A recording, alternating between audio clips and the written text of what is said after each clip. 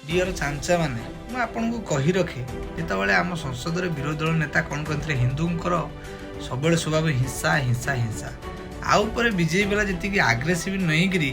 जी आंदोलन न करते हुआला न करते किंतु अमित शाह बयान नहीं करी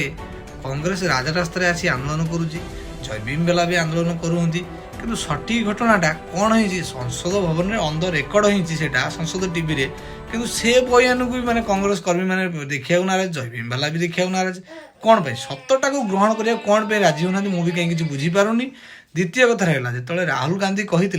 हिंदू हिंसक हिंसक बोली ताकू पुणी बीजेपी वाला कर्मी हो कि बीजेपी नेता हो कि भल मंद हो ताकू पुणी ग्रहणीय तो करते ना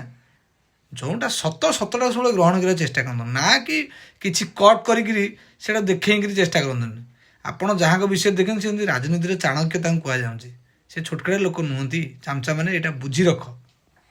ସୁଧୁରି ଯାଅ।